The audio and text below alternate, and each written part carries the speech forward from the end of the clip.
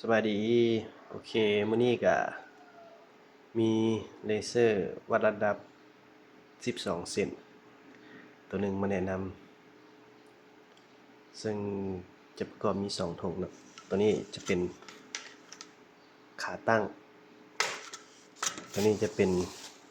เลเซอร์และอุปกรณ์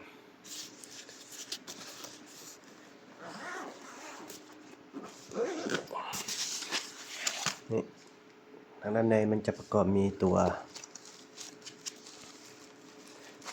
เลเซอร์นี่เนาะตัวเลเซอร์ยี่ห้อตัวนี้เป็นโซโลเนาะโซโลประกอบมี12เซน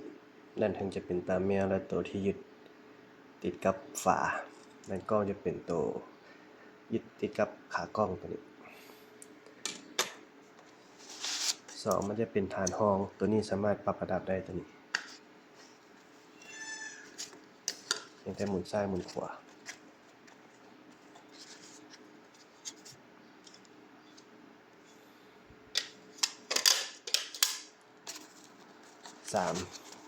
มีแบตเตอรี่นี้จะแถมมาให้2ก้อนเนาะขนาด 5,000 มิลลิแอมป์ 3.7 โวลต์ตัวนี้ในสเปคจะระบุว่าเป็นแบตลิเธียม2ก้อน3เป็นหัวสายชาร์จตัวนี้สายชาร์จแบตเตอรี่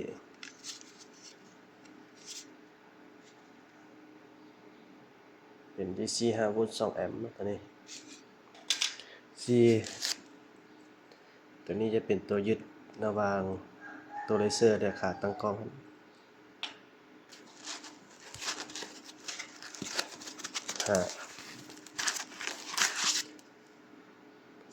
ตัวจะเป็นตัวที่เอาไว้ใส่ยึดกับฝาเนาะตัวนี้เนาะจะเป็นแม่เหล็กตัวนี้เราจะมาเชื่อมต่อกับตัวเลเซอร์นะตัวนี้จะเป็นยึดกับฝาตัวนี้จะมีแม่เหล็กอยู่2ตุ่มเนาะ6จะเป็นขาตั้งกล้องเลเซอร์นี่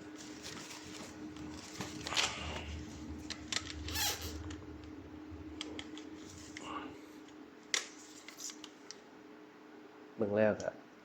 น่าจะแข็งแรงทนทานเพราะมีพอยต์ระดับนะหรือว่าจุดระดับมาแถมให้พร้อมอันนี้เราก็มาลองเปิดเบิ่งตัวเลเซอร์กันเบิ่งเนาะใส่ฐานในการใส่แบตเตอรี่ตัวนี้เข้าไปนะตัวนี้แสงที่เราได้จะเป็นแสงสีเขียวเด้อตัวนี้แสงสีเขียวจะประกอบมี12เส้น12ลายตัวนี้จะเป็นปุ่มเปิดปิด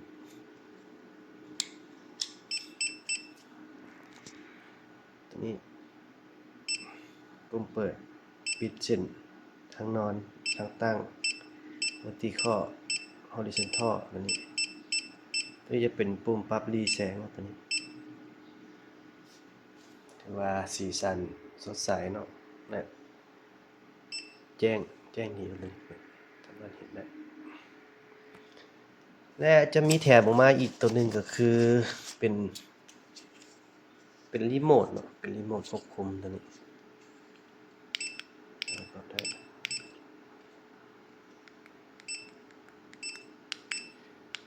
และตัวนี้มันจะสามารถควบคุมผ่านโทรศัพท์ได้นะตัวนี้เนาะจะเป็นแอปพลิเคชันเนาะจะมีให้ดาวน์โหลดโดยผ่านสแกน QR Code ตัวนี้เนาะจะมีทั้ง Android แล้วก็ iOS สามารถควบคุมผ่านมือถือได้ตัวนี้ผ่านโทรศัพท์สมาร์ทโฟนได้ตัวนี้ราคาก็อยู่ที่ประมาณ 800,000 กีบหรือตีเป็นเงินบาทก็อยู่ประมาณอยู่ที่ 1,400 บาท 1,400 บาท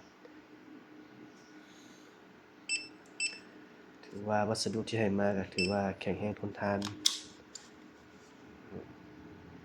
จะเป็นโลหะเนาะเป็นอลูมิเนียม